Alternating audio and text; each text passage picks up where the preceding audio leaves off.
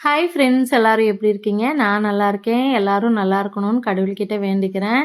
நான் ரொம்ப நாள் கழிச்சு மறுபடியும் பிரம்ம முகூர்த்த பூஜை ஸ்டார்ட் பண்ணிட்டேன். ஏன்னா வீட்ல எல்லாம் பூஜை ரூம் எல்லாமே க்ளீன் பண்ணிட்டு, பூஜை சாமானை க்ளீன் பண்ணிட்டு, எல்லாமே க்ளீன் பண்ணிட்டேன். வீடு துடைச்சிட்டேன், எல்லாமே பண்ணிட்டு, சரி பிரம்ம முகூர்த்த பூஜை பண்ணலான்னு சொல்லிட்டு பண்ணிட்டேன். 4:30லேருந்து 5:30 மணிக்குள்ளே பூஜை பண்ணி முடிச்சுட்டேன். ஒருத்தர் ஒரு ஒரு மாதிரி பூஜை பண்ணுவாங்க. எனக்கு தெரிஞ்சது வந்து இந்த மாதிரி நான் விளக்கெல்லாம் ரெடி பண்ணிவிட்டு, பூ எல்லாம் பூவில் அலங்கரிச்சுக்கிட்டு என்னால் எவ்வளோ முடியுதோ அவ்வளோ ரெடி பண்ணிக்குவேன்.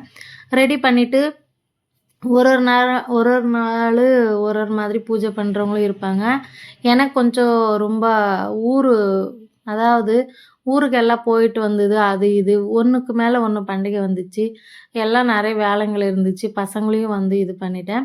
ஒருத்தர் ஒரு ஒரு மாதிரி பூஜை பண்ணுவாங்க. ஒருத்தர் 48 நாள் பண்ணுவாங்க, 28 நாள், 38 நாள், 9 நாள், 11 நாள்.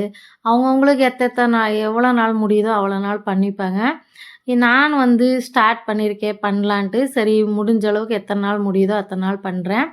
திங்கக்கிழமையிலேருந்து தான் ஸ்டார்ட் பண்ணுறேன். சரி பசங்களை வந்து 2 நாள் லீவு தானே, சரி பார்த்துக்கலான்னு சொல்லிட்டு என்னோடய ஹஸ்பண்ட் ஏம்மா லீவ் டைம் ஆச்சு அவங்களுக்கு கொஞ்சம் ஃப்ரீ விடுன்ட்டாங்க. சரி தூங்க விட்டுட்டேன். சரி நெக்ஸ்ட்டு நம்ம எப்படியும் எந்திரிக்கிறோம் இல்லையா, அப்போ பண்ணிக்கலான்னு விட்டுட்டேன்.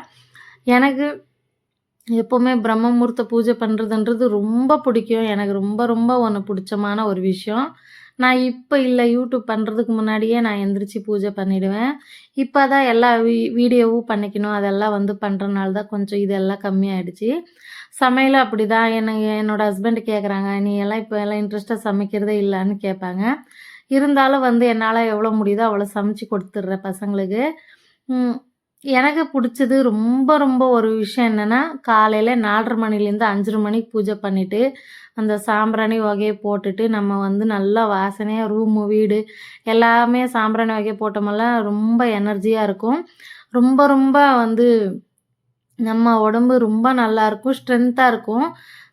வந்து எப்படின்னா மத்தியான டைம் தூங்கவே எனக்கு பிடிக்காது. அந்த அளவுக்கு எனக்கு வந்து நான் தூங்கவே மாட்டேன். தூங்குனா எனக்கு தலைவலி, கை கால் வலி எல்லாமே வரும். ஒரு மாதிரி சோம்பேறி ஆகும்.